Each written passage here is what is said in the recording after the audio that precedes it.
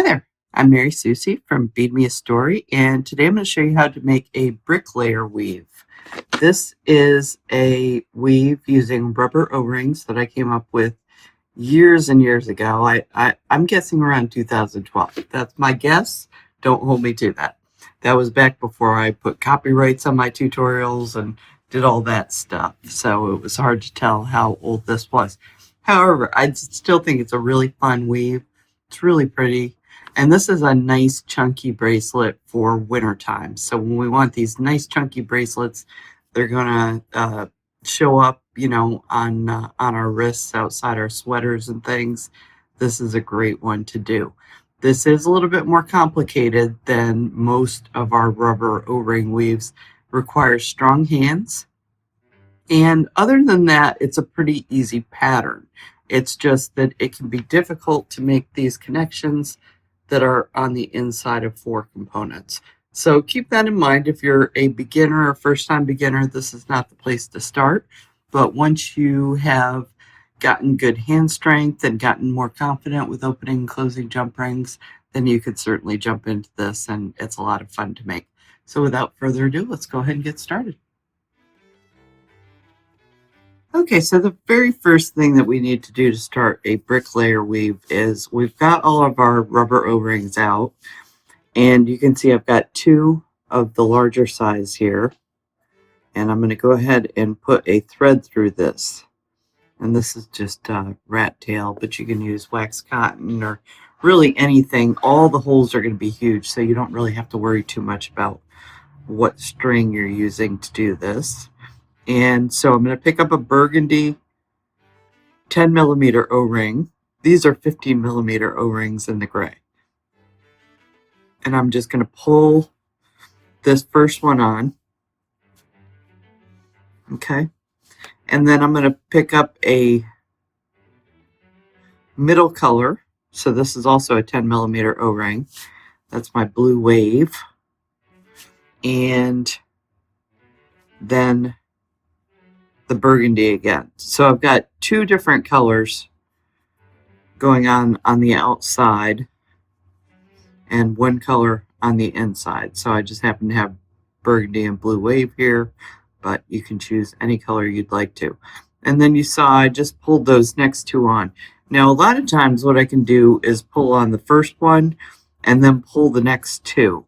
But when we use O-rings, sometimes the different color dyes that are in the O-rings can make some harder and some softer. So it seemed to me like the burgundy was a lot of times slipping on top of the blue in this, and so that's why I did them individually. But you can also do them this way. So you pull the first one on and then pull the next 2 on. Now that worked perfectly for me, but I did occasionally have the burgundy come up over top of the blue, and that's why I've been pulling all of these on individually. So we're just going to do a whole bunch of these. So we need 30 of these total for the size that I'm doing. And you're going to look at your size chart in the kit, see how many you need. But I will say that I made this extra big because I want it to go on like a bangle, because this isn't going to stretch a whole lot because we're using double O-rings that are very, very thick. This is only going to stretch so much. I mean, it is going to stretch a little bit, but the 15 millimeter O-rings, you can see, are really quite thick. So they do stretch, but they don't stretch like some of the skinnier rubber O-rings do. So keep that in mind as you make it, because you may or may not want to make it to fit snugly against your wrist. And I wanted mine to be more bangly, so it's a little large on me, but I have kind of a big hand compared to my wrist size, so that was a lot to pull over. But if you have a very small hand and you wear bangles very easily, then You could probably make this step fit your wrist more snugly and it'll be just fine. Okay, so this is step 1. I'm going to put all of these pieces together. I'm going to get a whole bunch of these, all 30 of them made up, and then we're going to go ahead and open all our jump rings. Okay, and then we'll start putting this together. Okay, so in order to start this, we're going to be connecting 4 of these units together. So the ones in the middle row, we're going to pass through the 2 gray O-rings that you see. And the top and bottom rows, we're going to be passing through the 3 smaller O-rings that are sitting around it. And I'll show you how to do that. So I've found it easiest to pass through the 3 O-rings first. Okay, and I'm going to feed that in quite a bit. And then through the 2 gray. And then through the 3 O-rings on top. I'm going to need to feed this in a little bit more.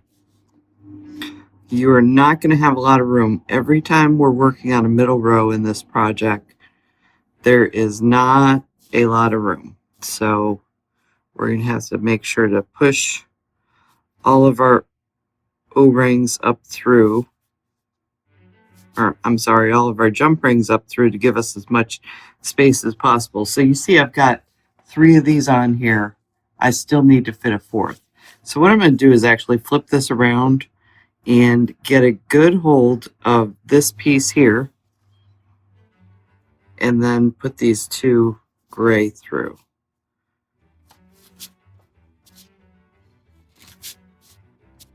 Now when I'm working on my lap, I kind of push this against my body, and in this case we'll see how this goes. I knew this was going to be hard to show in a video because I only have the work surface to push up against. So in order to close this, you want to use the second pair of pliers to kind of push down on the O-rings and make sure, see how I have that little piece of jump ring sticking out on the left-hand side? We need to make sure to get a really good grip on this to get this closed because there's a whole lot of stuff on this jump ring. Okay? And then there we go. Okay, so those 4 pieces are connected together. Here, let me move that string out of the way. I have them all mounted now. So the next thing that's going to happen is we're going to connect a top and a bottom row. So this is going to be significantly easier because we're connecting 1, 2, and 3. And then again up top 1, 2, and 3. So we're only going to have we're only going to have 3 jump rings, 3 O-ring units passing through this jump ring. Getting a little bit tongue-tied today. Okay, so I'll take this and I'm going to pass through this pair of 15 millimeter O-rings down here, all 3 of these 10 millimeter O-rings, and then we'll pick up 1 more unit.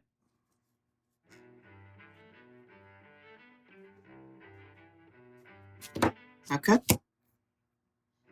And there we have it. And if you want to, I closed my jump ring pretty well, but let me get it a little bit more perfect.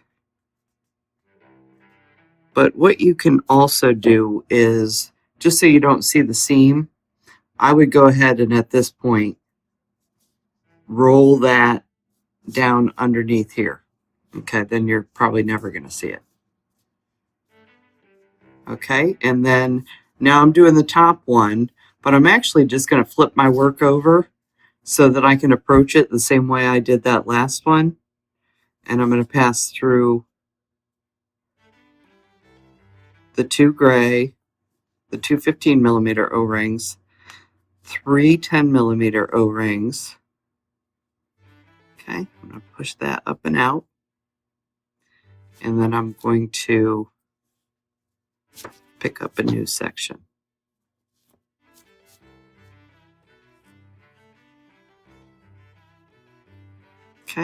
And then I'm just closing my jump ring. Okay, and I'll turn this back around the way it was. You can see it doesn't matter whether you're on the top or the bottom. This is a completely reversible design. Okay, and you can see we just added these two sections here.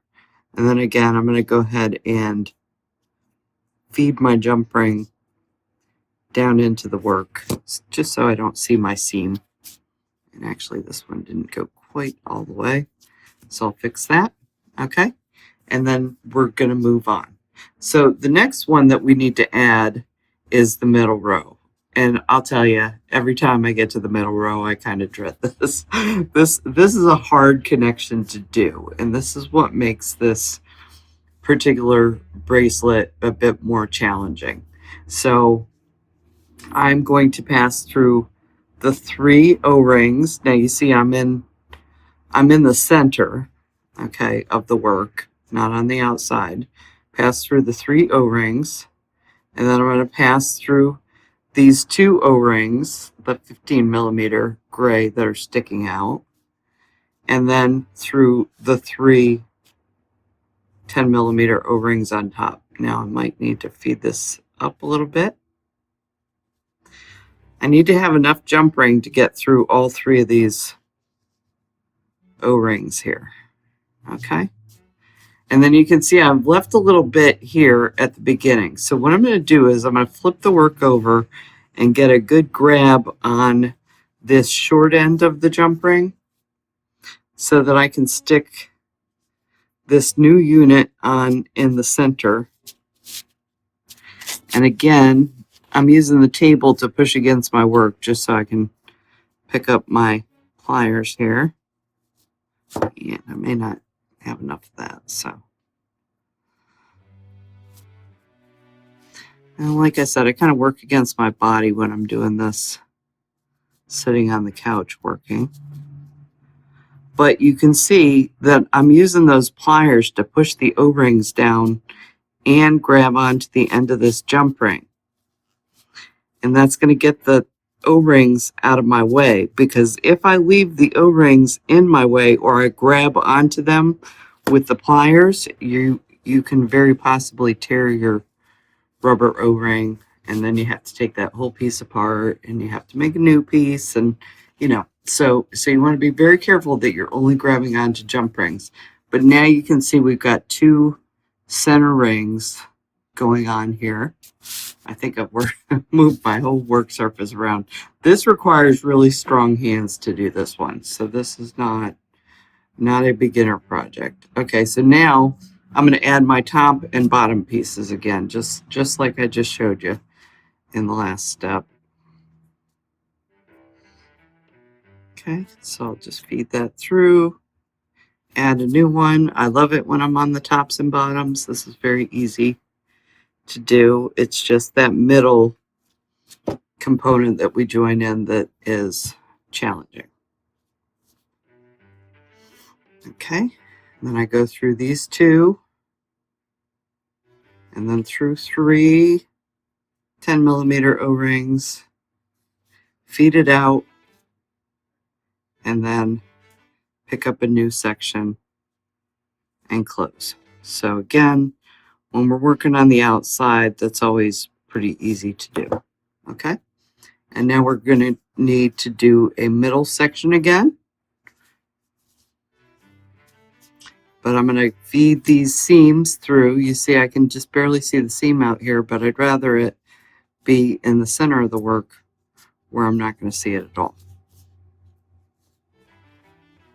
Okay, and then once again, we're just going to keep growing this by adding the center ring, and then the top and bottom, and then we'll join another center.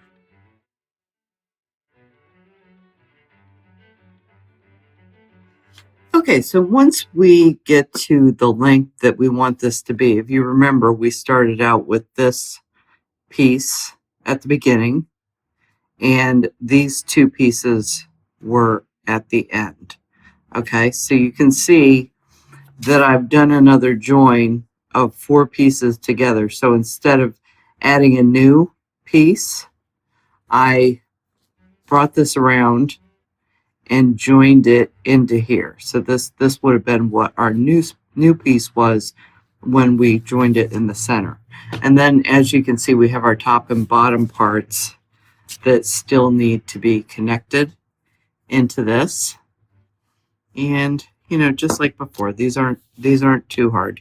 So we're just going to pass through the 2 and then through the 3.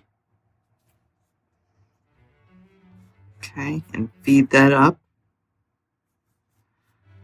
And then pass through these 2 over here to connect it back to the beginning. So there'll be 3 connections that you'll do to finish this off. And as you can see, it's pretty easy to work with these jump rings that are on the outside. And then I like to feed them in. Okay, and then one more. So down through the 2, go across underneath the 3, and then up through the 2 again. Okay, and then our bracelet is complete.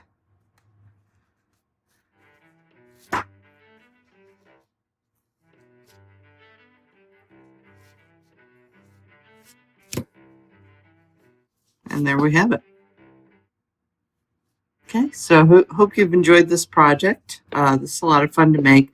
Something very different though, much thicker and denser than most of the designs that I do, but I think this is a lot of fun, and it makes a really neat pattern around the outside, kind of like a basket weave kind of situation. So I hope you'll give it a try, and I will see you next time. Thanks so much for joining me.